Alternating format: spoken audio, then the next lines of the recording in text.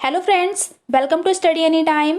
चलिए world geography यानी कि विश्व का भूगोल की हमारी ये जो सीरीज़ स्टार्ट करेंगे, तो यहाँ से एक नए तरीके से हम लोग पढ़ाई स्टार्ट करेंगे।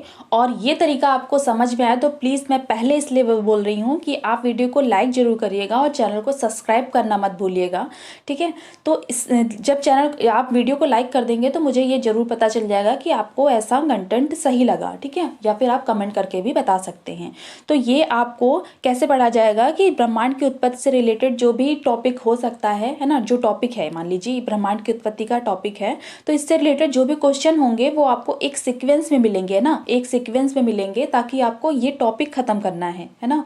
और इससे जितने क्वेश्चन पहले आ चुके हैं या बन सकते हैं तो वो आपको इसमें प्रोवाइड कराए जाएंगे।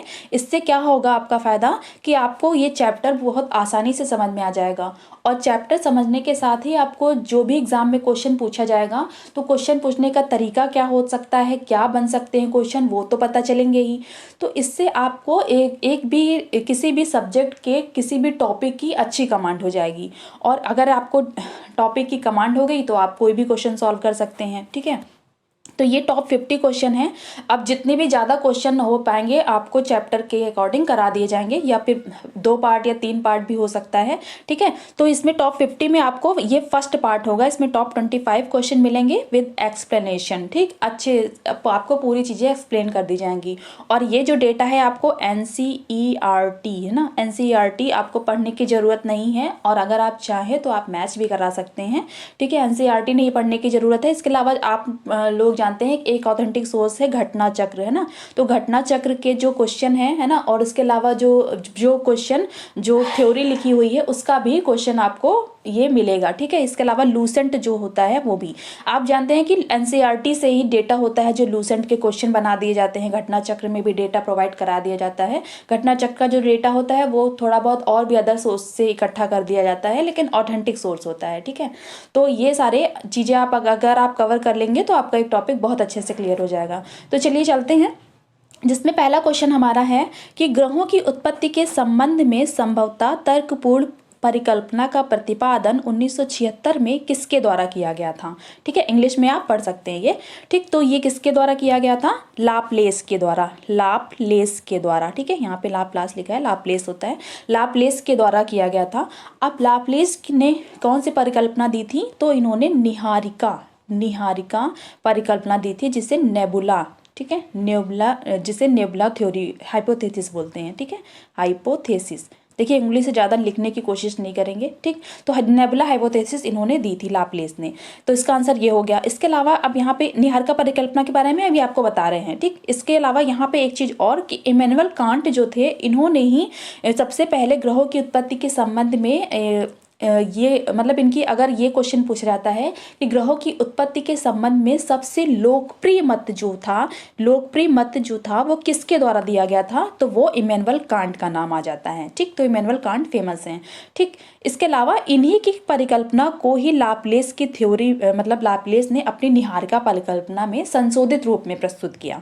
तो ये निहारिका परिकल्पना क्या थी? तो यहाँ पे देख सकते हैं आप, ये इमेज फ्रेम की है मैंने खुद, ठीक है। आई होप आपको समझ आएगी अभी, ठीक है। अभी आपको समझ में आ जाएगा कि जो लाप्लेस थे उन्होंने क्या कहा था कि हर चीज़ जो भी ब्रह्मांड में कोई भी चीज़ है, चाहे सन हो, ठीक है, सन हो, प्लैनेट्स हो, एस्टेरॉइड्स हो या फिर स्टार्स हो, वो नेबुला क्लाउड से बने हैं। यानी कि नेबुला जो क्लाउड्स बन जाते हैं उससे ही बने हैं। तो फर्स्टली नेबुला क्लाउड्स जो होते हैं वो होते क्या हैं? वो उसमें क्या क्या होता है कि जो जैसे गैसेस होती हैं, हीलियम, हाइड्रोजन, इसके अलावा अदर डस्ट पार्टिकल्स होते हैं, ठीक। हीलियम और हाइड्रोजन जैसी गैसेस जो होती हैं वो लाइटर गैसेस में आ जाती है ना, लाइट गैसेस में आ जाती हैं। और हैवी जो एलिमेंट्स होते हैं उसमें जैसे कि nitrogen, carbon, oxygen, phosphorus, silicon, iron, ये सारी चीज़ें आ जाती हैं, ठीक है। तो ये सारी चीज़ें जो होती हैं नेबुला क्लाउड्स के अंदर में होती हैं।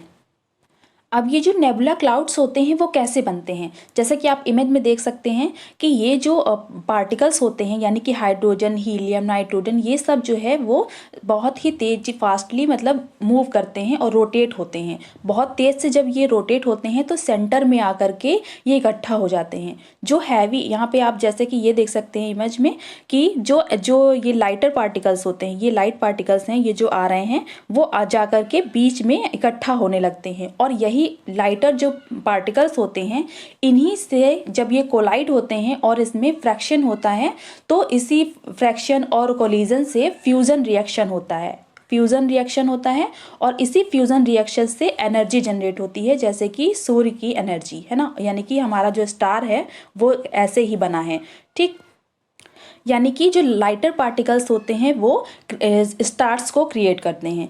और वही इसके विपरीत क्या होता है कि जो जो जब ये लाइटर पार्टिकल्स सेंटर में आने लगते हैं, तो हैवी पार्टिकल्स जो होते हैं वो बाहर की तरफ मूव होने लगते हैं और ये बाहर जा कर के अलग अलग जगहों पर रोटेट होने लगते हैं। उसी के, है ना, ये यानी कि उसमें ये हैवी पार्टिकल्स में क्या क्या होता है, जैसे कि nitrogen, carbon, oxygen, iron, silicon, है ना। तो ये अलग अलग जगहों पर जाकर के रोटेट होने लगते हैं और यहाँ पर भी इनका रोटेशन इतना फास्ट होता है कि ये रोटेट होकर के एक लेयर बाय लेयर जो है वो एक दूसरे पर चढ़ते जाते हैं और इसी लेयर से ही जो है वो प्लैनेट्स का निर्माण हुआ है ना। प्लैनेट्स जो हैं इनसे इनका निर्माण हुआ है और ये हैवी पार्टिकल्स ही क्रिएट करते हैं प्लैनेट्स को, ठीक है। जो लाइटर पार्टिकल अंदर जाते हैं तो उसके फ्रैक्शन और रिएक्शन से, कोलिजन से क्या होता है, फ्यूजन रिएक्शन होता है। फ्यूजन रिएक्शन जो है वो सन जैसे स्टार्स हैं, जो भी स्टार्स हैं उनको उनकी एनर्जी होता है वो क्रिएट करता है, यानी कि उसी ऐसे स्टार्स को क्रिएट करता है। और जो बड़े स्टार होते, जो भी प्लैनेट्स होते हैं वो कैसे बनते हैं, जब वो बाहर की तरफ होंगे, सेंटर से बाहर की तरफ जाते हैं, तो वो अलग अलग क्लाउड्स के रूप में, ये नेबुला क्लाउड्स के रूप में इकट्ठा हो जाते हैं और ये लेयर बाय लेयर जब चढ़ते जाते हैं तो बन जाता है प्लैनेट्स, ठीक है। तो चलिए, आपको आई होप समझ में आ गया होगा। तो चलिए सेकंड क्वेश्चन पे आते हैं कि ग्रहों की उत्पत्ति में भाग लेने वाले तारों की संख्या के आधार पर वैज्ञानिक संकल्पनाओं को किन दो वर्गों में विभाजित किया गया है। तो इसमें दो टाइप की संकल्पनाएं दी गई हैं। तो वो कौन कौन सी हैं संकल्पनाएं, यानी कि कॉन्सेप्ट, ठीक है।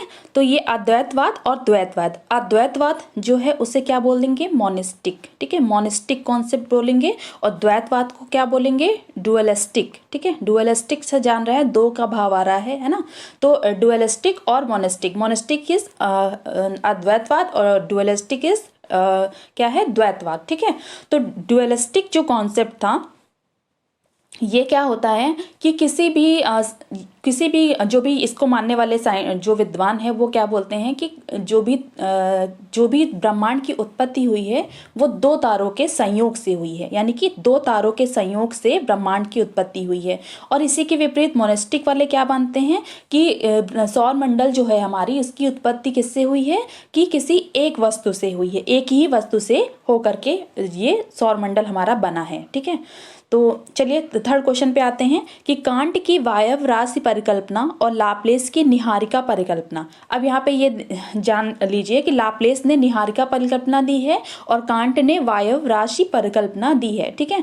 तो किस सिद्धांत के अंतर्गत प्रसिद्ध हुई थी। तो ये जो निहारिका परिकल्पना है और वायव राशि परिकल्पना है, ये प्रसिद्ध हुई थी अद्वैतवादी संकल्पना के अंतर्गत। और इसका क्या मानना था कि कोई भी वस्तु, यानी कि ब्रह्मांड की जो भी प्लैनेट, सन और एस्ट्रॉयड, ये जो भी ग्रह उत्पत्ति हुई है, तो ये एक ही वस्तु से हुई है, ठीक है। तो ये अद्वैतवादी संकल्पना के अंतर्गत था।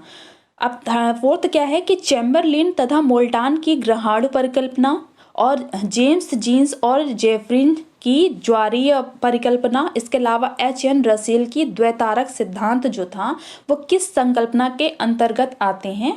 तो ये आते हैं द्वैतवादी संकल्पना के अंतर्गत, यानी कि डुअलिस्टिक कॉन्सेप्ट में आता है, ठीक है। डुअलिस्टिक कॉन्सेप्ट, दो तारों के संयोग से ब्रह्मांड की उत्पत्ति हुई है, ठीक। तो ये सारे एनसीईआरटी में हैं, आप चाहे तो देख लीजिएगा, बहुत इंपॉर्टेंट है, याद रखिएगा। 5 क्वेश्चन है कि ब्रह्मांड की उत्पत्ति का सबसे आधुनिक सिद्धांत जो है वो कौन सा है। तो ये था महाविस्फोट सिद्धांत, ठीक है। तो 6 पे आते हैं, महाविस्फोट सिद्धांत का प्रतिपादन 1927 में किसके द्वारा किया गया था। तो ये किया गया था जॉर्ज लेमेंतियर के द्वारा, ठीक है, जॉर्ज लेमेंतियर। और जॉर्ज लेमेंतियर ने महाविस्फोट सिद्धांत को बताया था, लेकिन इसके बाद जो आए थे रॉबर्ट वैगनर, इन्होंने 1967 में ये बताया था महाविस्फोट सिद्धांत के बारे में। कहा था कि 15 अरब वर्ष पूर्व जब ब्रह्मांड जो है एक गर्म और सघन बिंदु के रूप में, बहुत गर्म था और एक बिंदु के रूप में केंद्रित था। और इस बिंदु का संकेंद्रण जो था, मतलब इस बिंदु में बहुत अत्यधिक घनत्व और संकेंद्रण था कि इसके कारण जो है बहुत ही अचानक से एक आकस्मिक विस्फोट होता है और ब्रह्मांडीय जो पदार्थ होता है, जैसे मान लीजिए कि किसी चीज़ को बहुत बहुत ठोस है कोई चीज़ और उसमें बहुत तेज़ी से एक विस्फोट हो जाए, तो वो सारे पदार्थ जो हैं वो अलग अलग जा कर के फैल गए और इसी तरह से जो है वो गैलेक्सियाँ हमारी बनी, है ना। ये सारे पदार्थ आकर के अलग अलग फैल गए और इसी तरह से गैलेक्सियाँ बनी और बहुत सारी गैलेक्सियाँ बन करके ही हमारा ब्रह्मांड बना है ना। तो ये रॉबर्ट वैगनर के द्वारा 1967 में इसी का महाविस्फोट सिद्धांत का एक संशोधित रूप प्रस्तुत किया गया था। और 1927 में ये सिद्धांत किसने प्रतिपादित किया था? तो जॉर्ज लेमेंतियर ने। जब क्वेश्चन पूछा जाएगा कि इसका संशोधित रूप किसने प्रस्तुत किया था, तो रॉबर्ट वैगनर का आ जाता है नाम। और जब जो है ये पूछा जाता है कि ये सिद्धांत किसने दिया था, तो 1927 में जॉर्ज लेमेंतियर ने। ठीक है। 7 क्वेश्चन है कि ब्रह्मांड की उत्पत्ति से संबंधित प्रमुख सिद्धांत जो है वो कौन से हैं। तो बहुत सारे सिद्धांत दिए गए थे ब्रह्मांड की उत्पत्ति से संबंध में। तो सब इसमें देखिए कि महाविस्फोट सिद्धांत और दोलन सिद्धांत, तो ये दोनों दिए गए थे। और इसके अलावा साम्यावस्था, जिसे कि सतत सृष्टि या स्थिर अवस्था संकल्पना भी बोलते हैं, और स्फीति सिद्धांत, यानी कि ये सभी सिद्धांत जो है वो ब्रह्मांड की उत्पत्ति से संबंधित हैं। ठीक है। 8th क्वेश्चन है कि एक निश्चित आकृति में व्यवस्थित ताराओं का जो समूह होता है वो क्या कहलाता है? तो वो एक नक्षत्र कहलाता है। ठीक है, नक्षत्र कहलाता है। 9th क्वेश्चन है कि हमारी गैलेक्सी जिसमें हमारा सौर मंडल स्थित है उसे क्या कहते हैं? तो क्या कहते हैं? मंदाकिनी कहते हैं, ये आप जानते हैं। आकाश गंगा भी कहते हैं। दुग्ध मेखला, जिसे मिल्की वे बोला जाता है, तो ये भी कहा जाता है, यानी कि उपरोक्त सभी। 10 क्या है कि आकाश गंगा, मिल्की वे, इसके अलावा क्षीर मार्ग भी देखिए, क्षीर मार्ग या मंदाकिनी दोनों बोला जाता है, को आकृति की जो आकृति है, यानी कि हमारी जो गैलेक्सी है उसकी आकृति जो है वो कैसी है? तो सर्पिलाकार या फिर अंडाकार है। ठीक है, अंडाकार इसकी आकृति है। 11वां क्वेश्चन है कि हमारी आकाश गंगा से सबसे निकट की आकाश गंगा का क्या नाम है? तो जो हमारी आकाश गंगा से सबसे निकट आकाश गंगा है वो एंड्रोमेडा है, जिसे मेरियर 31 भी बोला जाता है। और ये हमारी गैलेक्सी से लगभग कितना दूर है? तो 2.5 मिलियन प्रकाश वर्ष, है ना, मिलियन प्रकाश वर्ष दूर है। ठीक, चलिए 12 क्वेश्चन पे आते हैं। सन 2005 में किस टेलीस्कोप ने आकाश गंगा के आकार के बारे में इस बात का स्पष्ट या फिर साक्ष्य पेश किया कि आकाश गंगा का आकार सर्पिलाकार है? तो ये किस टेलीस्कोप के द्वारा किया गया था? तो स्पिट्जर स्पेस टेलीस्कोप के द्वारा किया गया था। ठीक है। 13 क्वेश्चन है कि तारों का निर्माण मुख्य रूप से किन गैसों से हुआ है? तो आप जानते हैं कि तारों में हाइड्रोजन और हीलियम की गैसेस ही होती हैं। जैसे अभी आपको निहारिका परिकल्पना में बताया जा रहा था कि जो लाइटर गैसें हैं यही हैं दोनों। ठीक, तो इनसे स्टार्स की बने हैं। ठीक है, तो आपको इतना अभी आपको क्लियर हो जाएगा सारी चीज़ें। 14 है कि तारों के विकास क्रम में सर्वप्रथम किस प्रकार के तारे का निर्माण हुआ? जब कोई भी तारा बनता है तो सबसे पहले वो एक प्रोटोस्टार के रूप में बनता है। ठीक है, और जो जैसे कि सूर्य के बराबर के आकार का तारा होता है तो वो जो है लगभग कितने साल तक रह सकता है? तो 10 बिलियन वर्ष तक रह सकता है। और बाद में क्या होता है कि धीरे धीरे जब क्योंकि सूर्य एक तारा है और इसमें जो है हाइड्रोजन होती है और हीलियम होती है, तो हाइड्रोजन क्या होती है, बहुत ही तेज गति से हाइड्रोजन के जो विस्फोट होता रहता है तो वो हीलियम बनता जाता है, और जितना हीलियम बनता जाएगा उतनी ही जल्दी तारा वो अपने मृत्यु की कगार पर पहुंचता रहता है। ठीक है, तो हाइड्रोजन के बाद हीलियम बन जाता है और जब तारे में सिर्फ हीलियम हो जाती है तो वो धीरे धीरे बाद में ठंडा होने लगता है या फिर उसमें विस्फोट हो जाता है। ठीक है, तो चलिए 15 आ जाता है कि किसी तारे की जीवन अवधि किस पर निर्भर करती है? तो कोई भी तारा होगा वो उसका तापमान कितना है, उसका टेम्परेचर कितना है, उस पर ये जो है उसकी जीने की अवधि पर निर्भर करता है। अब तापमान जो है 16 क्वेश्चन है कि रक्त दानव या सुपर दानव, यानी कि रेड जायंट या फिर सुपर जायंट स्टार की स्थिति क्या होगी? कि कोई भी तारा जो है वो रेड जायंट है, ये कैसे पता किया जाएगा? तो ये होगा क्या होगा कि जब एक तारा विकास की मुख्य अवस्था से निकलकर वृद्धावस्था की ओर अग्रसर होता है ना, तो ये होता है कि विकास की मुख्य अवस्था से निकला और वृद्धावस्था की ओर अग्रसर हुआ।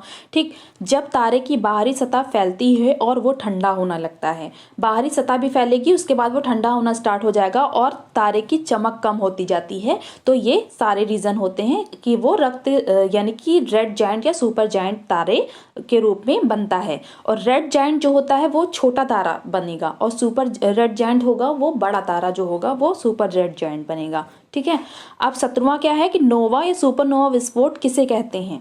तो ये क्या है, रेड जायंट की स्थिति के बाद, है ना, रेड जायंट जो अभी आपने देखा इसी की स्थिति के बाद ही सुपरनोवा विस्फोट होता है।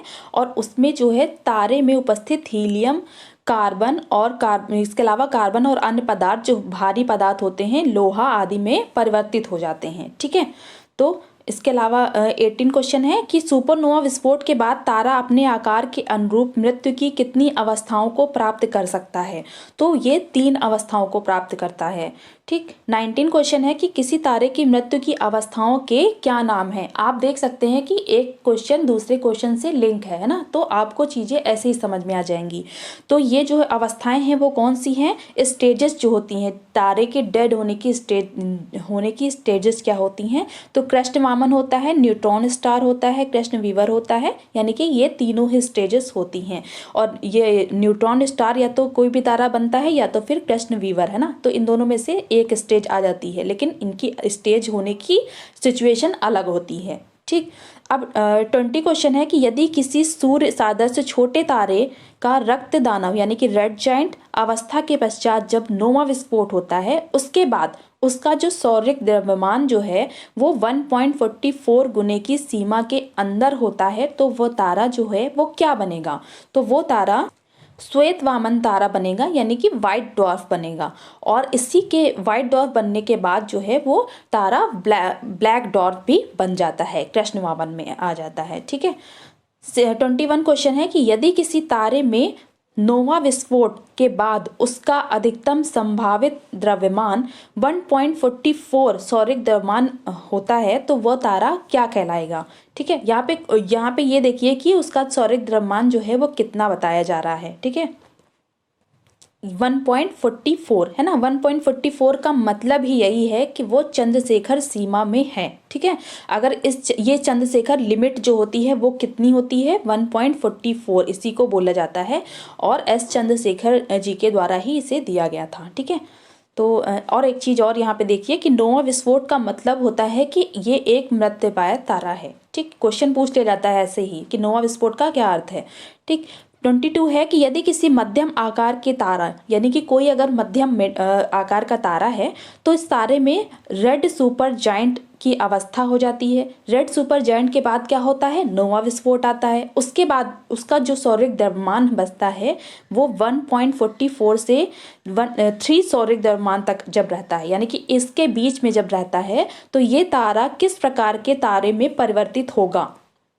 तो ये जो है वो बनेगा न्यूट्रॉन या फिर पल्सर तारे के रूप में बनेगा। ठीक है, 23 है कि यदि किसी बड़े आकार के तारे में सुपरनोवा विस्फोट के पश्चात उसका सौरिक द्रव्यमान 3 सौरिक द्रव्यमान से अधिक होता है ना, 3 से ज़्यादा जब हो जाएगा तो वह तारा क्या होगा? ठीक, अब यहाँ पर एक चीज़ और देखिए कि एक बड़े आकार के तारे की बात हो रही है। ठीक है, तो ये क्या बनेगा?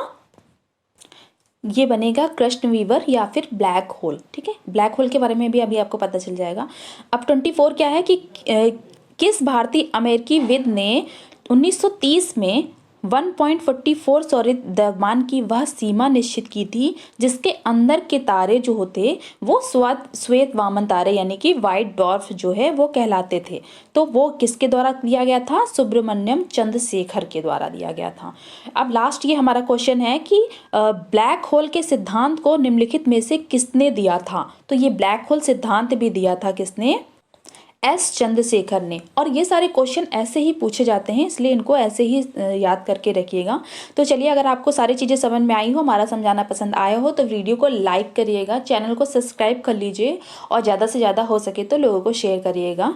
ठीक है, लाइक ज़रूर करिएगा। अगर हो सके तो कमेंट करके बताइएगा कि आपको ऐसा पढ़ाना समझ आया या नहीं। ठीक है, आपको ये पार्ट मिला, इसके जस्ट बाद आपको सेकंड पार्ट मिल जाएगा। ठीक है।